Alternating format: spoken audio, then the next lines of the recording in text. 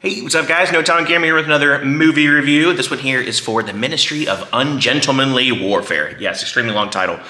I'm sure a lot of people talk about that, how long the title is. But it is what's needed. I think the title works well for it.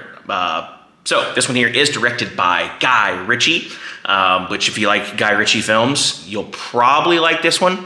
I love Guy Ritchie films. They're some of my favorites. I think he's a great director. I love his the visions that he uses and all that stuff. The cinematography, I like all the stuff that he typically does. There's maybe a few movies where I'm just kind of like, but for the most part, most Guy Ritchie films are pretty good. It is written by, let's see, I just brought up the IMDb page, makes it easier to do my reviews. Paul Tomasi, Eric Johnson, and Arash, hope I'm saying that right, yeah, Arash Amel. But yes, this is based on a true story, according to the IMDb page. It's the British military recruits a small group of highly skilled soldiers to strike against German forces behind enemy lines during World War II. Yes, this is based on a true story. Basically, pretty much how the, we'll just say special forces. Pretty much how the special forces started, essentially. And I think I can't remember if I saw it in the movie or not, but I want to say that, actually, yeah, I'm pretty sure that it didn't come available, the information, the declassified information, didn't come out until, I want to say 2016. Yeah, so this has been under, top secret information for the longest time. Like I said, pretty sure they just released the information in 2016.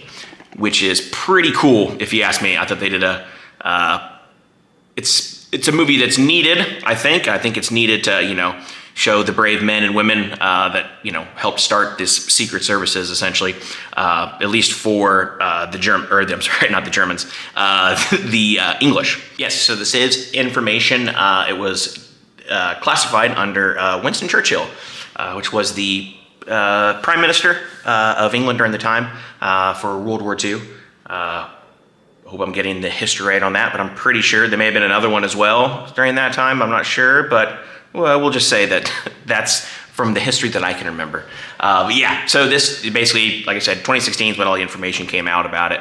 And it tells a story of the real actual name is Gus March Phillips, Anders Lassen, I hope I'm saying that right. Jeffrey Appleyard, Marjorie Stewart, let's see, Henry Hayes, and Freddie Alvarez.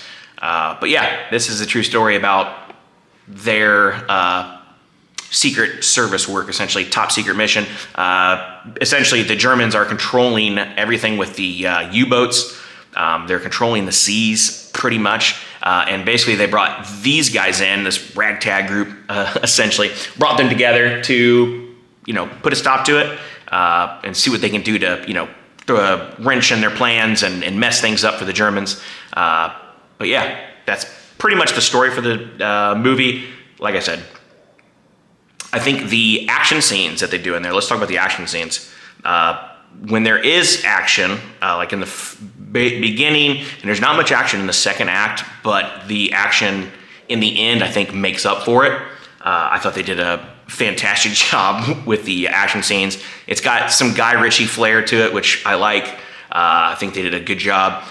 There's a lot of blood. This is R, so there is a lot of blood, and it's basically just people killing Nazis, which is a good movie. You know what I mean? Anytime they're just killing a bunch of Nazis. Another one that I compared this to is definitely Inglourious Basterds, which is definitely better by far, just by leaps and bounds. I think it was better. But that's not to say this is a bad movie. This is definitely a decent movie. And the action that is in there, I think, is shot well, done real well, and it gets real. There's a lot of brutal stuff, especially with Alan Ritchson, who was in the Reacher TV series. That dude is on a whole nother level on how big he is, and he just finds all kinds of different things to use as weapons, especially like a bow and arrow. You got an axe in there. I thought the action was pretty sweet. Really did like that. But like I said, the bad part about this movie is it definitely trails off in the second act. I'm just kind of like, It was pretty boring. I mean, yes, you obviously have to get story involved, but I think they did a good job in the beginning with the story and adding in action scenes. But the second act overall was just kind of didn't really do it for me. It kind of brought the movie down a little bit, just to how it's pretty dull, pretty boring in there. But like I said, when the action does come, and the action is sweet, and the action definitely makes up for it for a little bit, but the action can only do so much. So second act is just kind of a little too slow for me. I was already tired as it was. And then there were definitely times where I was kind of getting my eyes were getting a little heavy. But then once that action came, especially like the third act, once the action was there, I was right back into it, right back awake, watching, enjoying everything that it was. But yeah, for a Guy Ritchie film, I think, he definitely had his, hands on it and stuff like that. There are a few things where I feel like they could have done more with him. I don't know if he was just appeasing the producers or what, but I just kind of feel like he probably could have put a little more of his flair in there, and I think it would have made the movie just a little better. But like I said, not to say that this is a terrible movie. It's a good movie. It's a good little action film that you can watch. You could probably wait for it to stream if you would like, but it is pretty cool to see it in theaters and on the big screen. And the action, like I said, the action is very brutal, which is what I really, really like. And it's just basically killing Nazis. So you can't have that's not a bad thing. But yeah, go ahead and leave it at that.